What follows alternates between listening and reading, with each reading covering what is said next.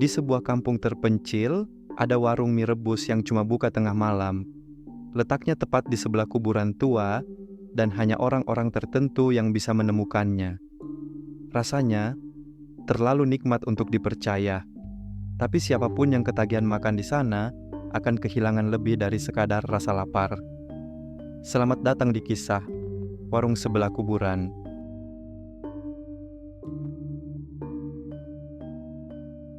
Angin malam berhembus pelan, membawa bau tanah basah dan daun kering dari kuburan di ujung gang. Jam dinding di kamar kos Rian menunjukkan pukul 1.10 dini hari. Perutnya keroncongan, padahal tadi sore sudah makan. "Yan, kau mau ikut?" Wawan, teman sekamarnya, berdiri di depan pintu sambil membawa jaket. "Warung yang itu, yang deket kuburan?" Rian mengangkat alis. Wawan cuma mengangguk pelan. "Sekali aja bro, rasanya katanya enak banget, tapi jangan sering-sering." Rian tertawa kecil tidak percaya. "Warteg aja tutup jam segini, warung mana yang buka deket kuburan?" "Tapi beneran ada, aku pernah ke sana, tapi serem." Rian penasaran, akhirnya ia ikut.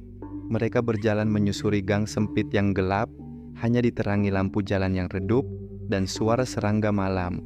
Dan di sanalah warung itu, kecil, lampunya kekuningan, berdiri di samping pagar bambu pemisah kuburan. Mejanya panjang, ada beberapa orang duduk. Semua diam, tidak makan, tidak bicara. Seorang wanita tua berdiri di balik panci besar, kebaya lusuh, rambut digelung, wajahnya datar, dan matanya tidak berkedip saat memandang Rian. "Makan nak," suaranya pelan, tapi terdengar jelas di antara sunyi malam. Rian mengangguk. "Mie rebus bu, satu." Wanita itu meracik cepat. Uap panas naik dari mangkok, harumnya menggoda. Tapi saat Rian mengambil sendok, ia melihat sesuatu. Di ujung meja, seorang pria berpakaian tentara duduk. Tangan kirinya terputus, tapi ia tersenyum kepadanya. Rian tercekat. Ketika menoleh ke Wawan, Wawan sudah berdiri dan membisik, "Aku gak kuat lagi Yan, ayo pulang, ayo sekarang."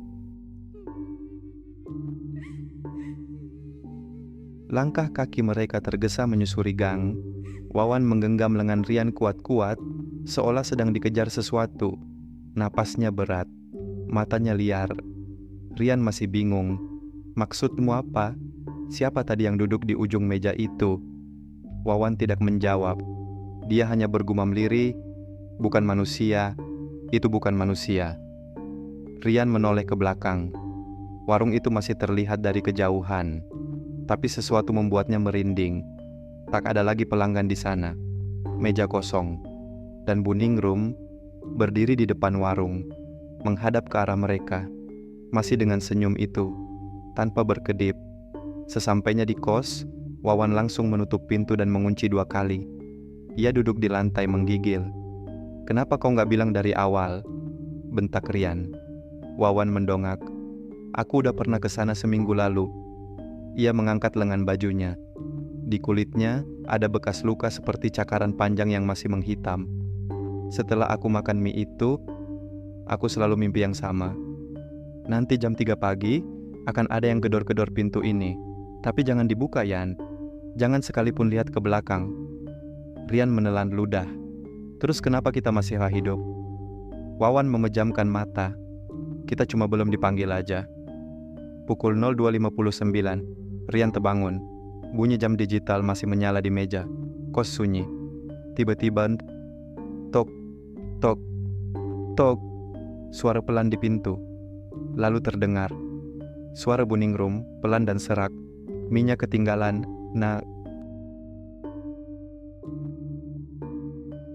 Tok, tok, tok. Rian membeku di tempat tidur. Nafasnya tercekat. Suara ada balik pintu makin jelas. "Nak, minyak ketinggalan." Ia menoleh ke arah jam. Pukul 3.03 pagi. Suara itu berhenti, tapi ketukan berganti menjadi gesekan kuku di daun pintu. Krek, krek, krek. Wawan terbangun. Matanya langsung membelalak, lalu buru-buru menutup telinganya. "Jangan lihat, tutup matamu." Teriaknya panik, tapi Rian justru berdiri. Tubuhnya seperti tidak bisa dikendalikan. Langkahnya mendekat ke pintu. Tangannya terulur. Klik. Pintu terbuka sedikit. Udara dingin langsung menyergap masuk. Tidak ada siapa-siapa. Kosong. Tapi di lantai depan pintu, ada satu mangkok mie rebus masih mengepul panas. Dan di atasnya, setangkai bunga melati basah. Rian menutup pintu perlahan. Matanya gelap, tubuhnya limbung, lalu jatuh pingsan. Pagi hari, Wawan terbangun dan melihat Rian tidur di lantai. Ia panik mengguncangnya. "Yan, bangun." Rian membuka mata perlahan, tapi kedua matanya tampak merah dan berkaca-kaca. "Aku mimpi," bisik Rian. "Di mimpiku, aku duduk di warung itu, dan mereka semua menatapku sambil berkata, 'Selamat datang.'" Hari itu, Rian tidak kemana-mana. Ia duduk diam di kamar, menatap kosong ke arah dinding. Wawan bolak-balik memanggil namanya, tapi tidak dijawab. "Yan, kau nggak apa-apa. Jangan makan itu ya. Aku udah buang mangkoknya beneran." Rian menoleh perlahan, tapi aku masih bisa cium baunya. Harumnya makin kuat. Malamnya, sekitar pukul 11, Rian sudah duduk di pojok kamar. Tiba-tiba ia bangkit, memakai jaket. Wawan menahan tangannya. "Mau kemana? Jangan bilang warung itu lagi." Rian hanya tersenyum kecil. "Cuma pengen lihat, nggak makan." Tapi Wawan tahu, ada yang salah. Tatapan mata Rian bukan seperti biasanya. Ada bayangan hitam samar yang menempel di pundaknya. Di warung, Bu Ningrum sudah berdiri. Tanpa suara, tanpa sapaan. Rian duduk. Di meja, mangkok mie sudah siap, padahal dia belum pesan. Ia melihat sekeliling. Pelanggan malam ini berbeda. Seorang ibu muda memangku bayinya. Tapi bayinya tidak bergerak, mata terbuka, terlalu diam. Seorang pria tua duduk di ujung sambil mengetuk-ngetukkan sendok ke meja. Tangannya hanya 3 jari. Rian tidak bicara. Ia hanya mengambil sendok dan mulai makan. 1 suap, 2 suap, 3 suap. Makin dimakan, rasanya makin nikmat. Tapi di ujung sendok keempat, ia melihat potongan kuku mengapung di kuah. Ia berhenti. Namun semua pelanggan menoleh ke arahnya. Serempak, mata mereka kosong, mulut tersenyum lebar. Dan mereka berkata, "Selamat datang langganan baru."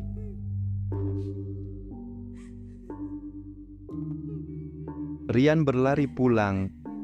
Tubuhnya gemetar, lidahnya masih terasa asin seperti darah. Dan yang paling mengganggu, perutnya tidak terasa kenyang. Wawan menunggunya di depan pintu. Wajahnya panik, matanya merah. "Kau makan lagi ya?" Rian diam, tapi mendadak ia muntah. Dari mulutnya keluar cairan hitam pekat, seperti oli busuk. Wawan mundur ketakutan. "Yan, aku takut kau udah ketempelan. Aku bakal cari bantuan ke Pak Dukun." Keesokan malamnya, Wawan pulang dengan seorang pria tua berpakaian putih. "Ini Pak Surip, orang pintar dari desa seberang." Pak Surip menatap Rian lama. Wajahnya langsung tegang. Dia sudah dikunci dari dalam. Ada sesuatu yang ngasih makan lewat mie itu. Dan selama dia masih makan, dia akan tetap terikat. Rian duduk bersila, menunduk. Tapi tiba-tiba, ia tertawa kecil. Lalu berkata dengan suara berat, bukan suaranya sendiri, "Kau bukan orang pertama yang coba ganggu dagangan Bu Ningrum." Pak Surip langsung membacakan doa. Wawan menyalakan kemenyan. Tapi Rian mengangkat kepalanya. Matanya hitam seluruhnya. Ia melotot pada Pak Surip. Lalu berbisik, "Mangkok ketiga. Sudah siap." Pak Surip gemetar. Kalau dia sampai makan 1 kali lagi, dia nggak bisa diselamatkan. Wawan menggigit bibir. Jadi, harus dicegah apapun caranya. Pak Surip mengangguk. Bahkan kalau itu artinya, mangkoknya harus dihancurkan.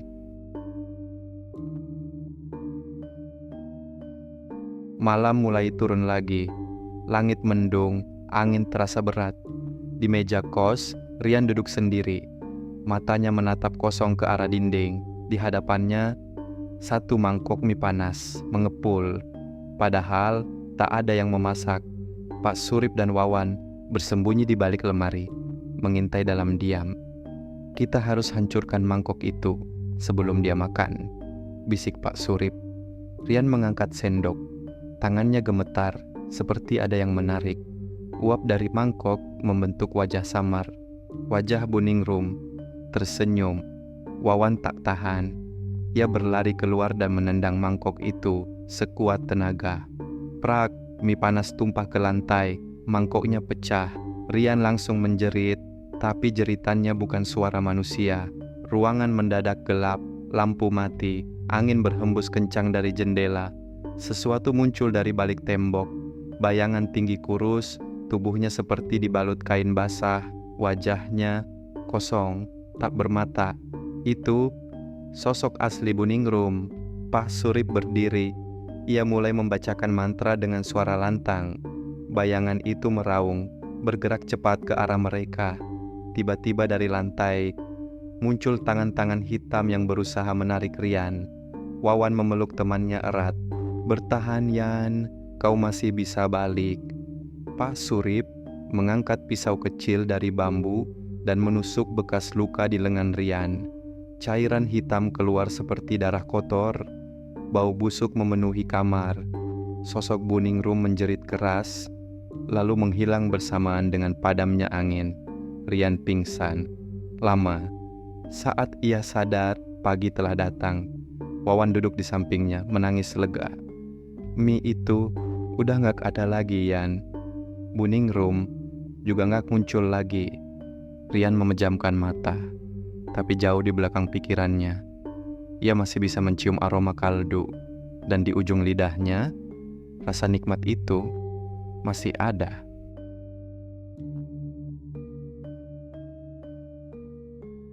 Tiga hari berlalu, Rian tak pernah keluar kamar. Pas Surip sudah pulang ke desanya. Wawan menjaga Rian siang malam, memastikan tak ada makanan aneh masuk. Tapi, suatu malam, pintu kamar mereka diketuk pelan. Tok, tok, tok. Wawan membuka, dan di sana, seorang pria tua berdiri, berpakaian rapi, senyum lebar. "Permisi, saya cari Rian," katanya sopan. "Ada perlu apa?" tanya Wawan curiga. Pria itu menyodorkan kartu nama. "Saya dari komunitas pelanggan warung Buningrum. Kami cuma ingin mengingatkan, pelanggan lama tidak boleh berhenti begitu saja." Wawan menutup pintu keras-keras. Tapi saat ia kembali ke kamar, Rian tidak ada. Jendela terbuka. Udara dingin menyusup masuk. Dan di atas meja, sebuah mangkok kosong. Masih basah, masih hangat. Wawan panik. Ia keluar menyusuri gang, berlari ke arah warung. Tapi saat tiba di tempat itu, warungnya tidak ada. Tak ada bangunan, tak ada jejak, hanya tanah kosong dengan rumput liar dan papan bertuliskan, "Dilarang membangun di atas tanah kuburan massal." Ia gemetar, mundur pelan. Tapi saat menoleh, Rian berdiri di sana, tersenyum. Pakaiannya lusuh, matanya kosong. "Aku udah kenyang, Wan. Tapi sekarang giliranmu."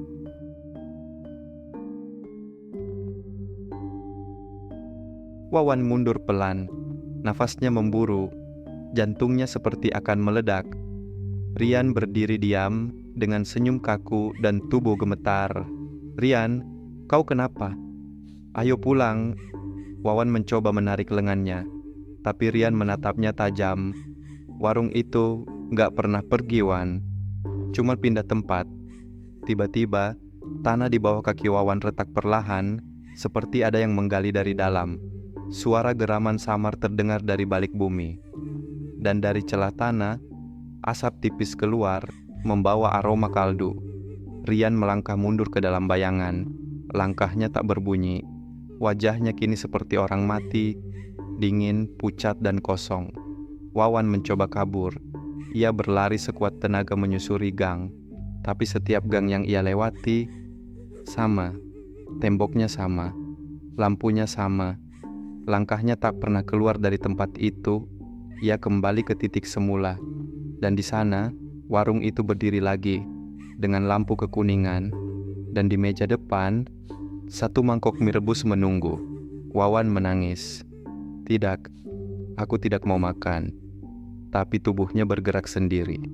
Ia duduk, tangannya terangkat, sendok menyentuh bibirnya. Dan dari balik dapur warung, Buningrum muncul, tersenyum.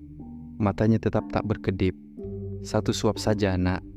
Setelah itu, kau tak akan lapar lagi, selama-lamanya."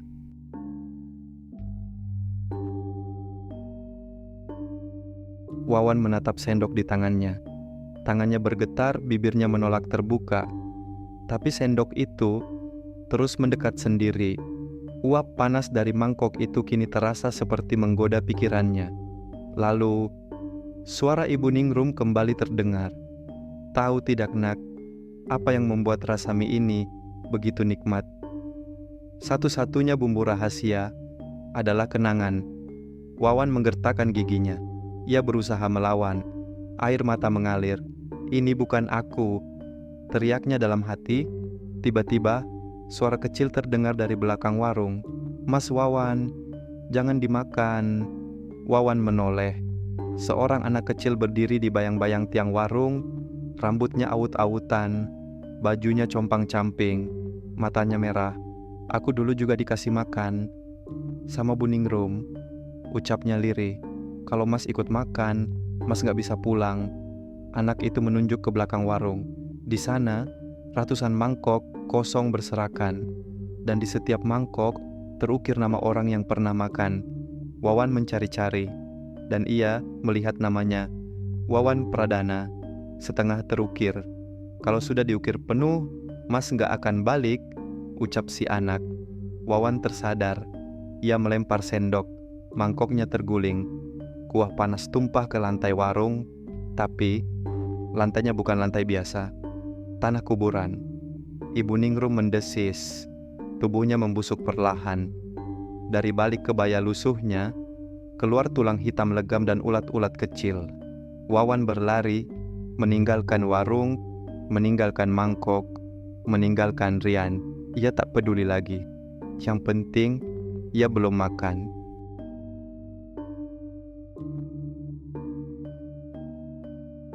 Sudah seminggu berlalu. Wawan kini tinggal di rumah saudaranya di kota sebelah. Ia tak pernah menyentuh mie instan lagi. Bahkan bau bawang goreng pun membuatnya mual. Tapi rasa itu tidak benar-benar hilang. Setiap malam pukul 3, ia terbangun karena mimpi yang sama. Mimpi duduk di bangku kayu, di depan mangkok mie, dikelilingi pelanggan tanpa wajah. Sampai suatu malam, sebuah pesan masuk ke ponselnya. Dari nomor tidak dikenal, hanya satu foto. Rian duduk di warung, tersenyum, dan di depannya 2 mangkok mie. Pesan teksnya singkat, "Masih ada 1 kursi kosong, Wan." Wawan panik. Ia hapus foto itu. Tapi setiap malam foto itu muncul lagi. Dan setiap kali jumlah mangkok bertambah. 1, 2, 3, 4. Akhirnya, ia kembali ke desa. Berjalan sendiri menyusuri gang lama. Namun warung itu tak ada. Hanya tanah kosong. Ia menggali dengan tangan kosong hingga kukunya berdarah. Dan di bawah tanah itu, sebuah papan nama kayu tertanam bertuliskan "Warung sebelah kuburan, langganan yang tak pernah lapar." Wawan tertawa kecil. Matanya kosong. Tubuhnya kotor penuh tanah. Dan di tengah malam itu, dengan cahaya bulan remang-remang, warung itu muncul kembali. Lampunya menyala, asap mengepul dari dapur, dan Bu Ningrum berdiri di sana, tersenyum. "Selamat datang kembali, Nak." Rasa lapar bisa diatasi, tapi jika kau masih mencium aroma mie rebus jam 3 pagi, mungkin kau sudah jadi langganan berikutnya. Jangan lupa subscribe sebelum warung itu muncul di dekat rumahmu. Bunyikan loncengnya, karena cerita-cerita dari dimensi lain akan segera disajikan kembali.